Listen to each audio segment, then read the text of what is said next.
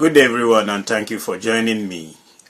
I believe by now many of you might have seen the Plateau State Governor's apology to Ndi Igbo,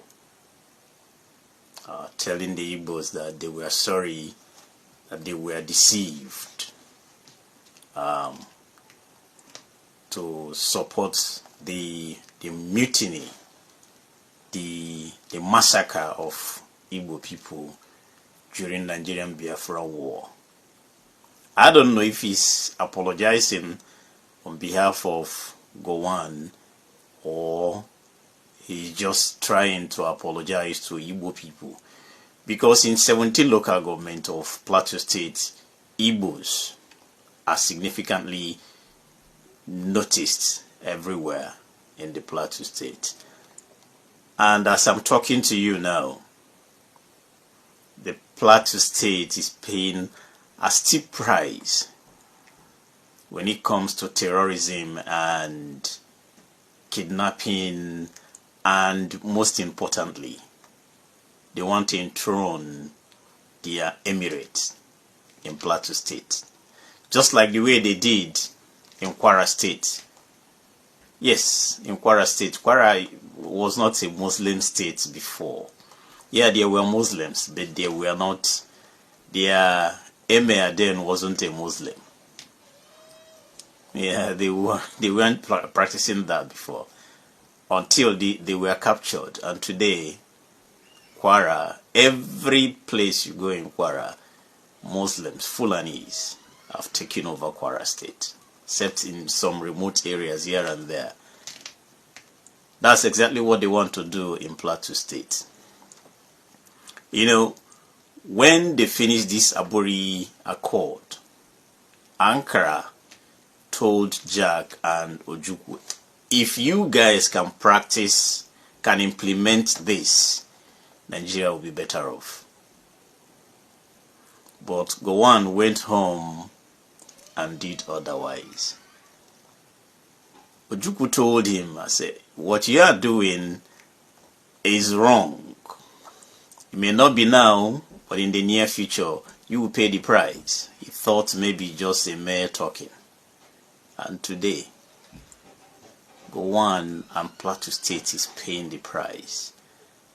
Every week, an average of 17 people dies in Plateau State. Every week dies in the hands of these terrorists. Every week.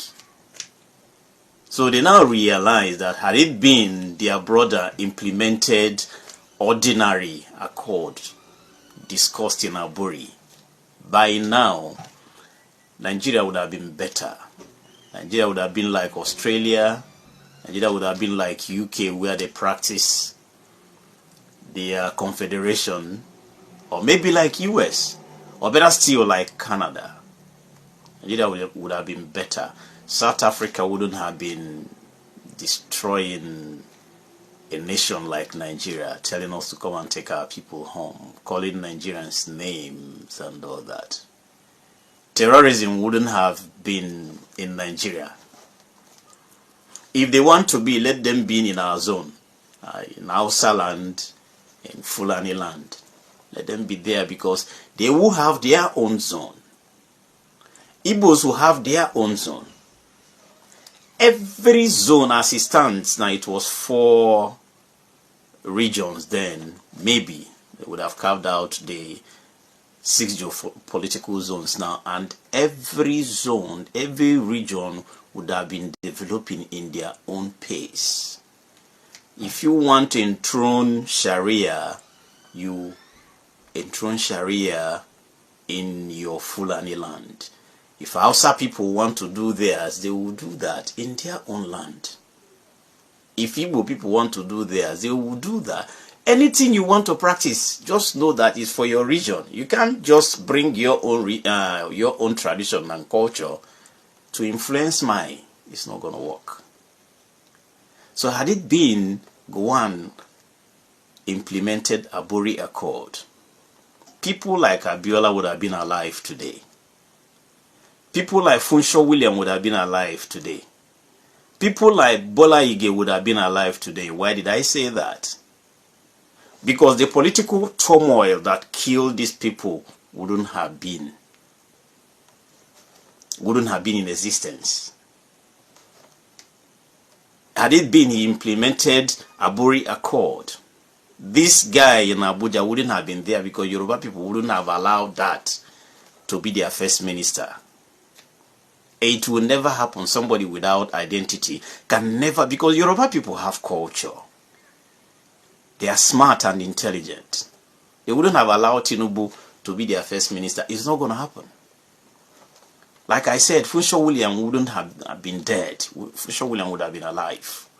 Abiola would have been alive. Bola Ige would have been alive. Because all those political rubbish that killed them wouldn't have been. There wouldn't have been Nigerian Biafran Civil War. That could have been avoided had it been this guy implemented Aburi Accord. Gowon is the problem of the 90% of the issues we are having in Nigeria today. Gowon caused it. A clueless president then. Even when he had smart people around him, people like Yakubu Ojukwu, they were friends. He used to call him Jack. Had it been he listened to that man, had it been Gowon listened to Ankara, this problem Nigerians are in today would have, in fact, we wouldn't have seen any of this. But he chose to look the other way. And as it is today, he cannot even sleep a day in Plateau State. He lives in Abuja. And an average of 17 people dies in his home of Plateau every now and then.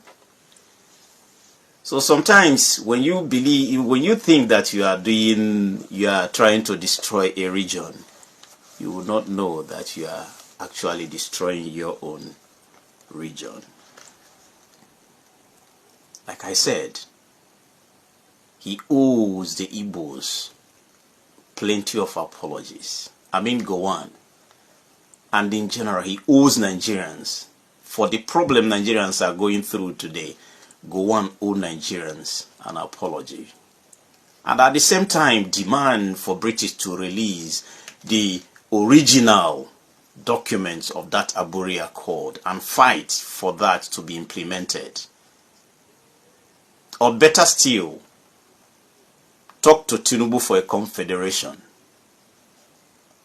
Because the way we are moving now, if Tinubu rigs this election, which he is prepared to do, because if he cannot win this election, he's ready to destroy Nigeria by all means.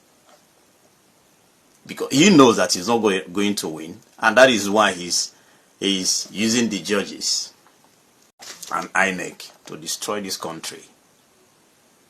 And like my friend will say, they should open the gates of jail, the prison, because Nigerians are ready this time.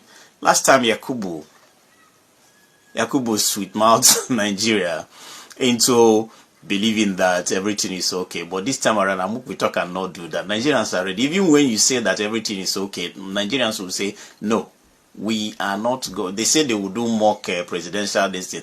Nigerians are waiting. So whichever way they like, Nigerians are waiting. Back to my topic.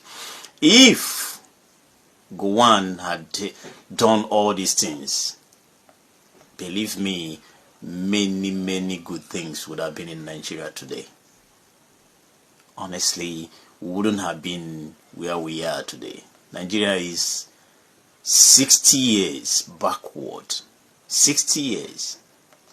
Are you aware that we and China, we used to be the same level economically? Malaysia, all of them.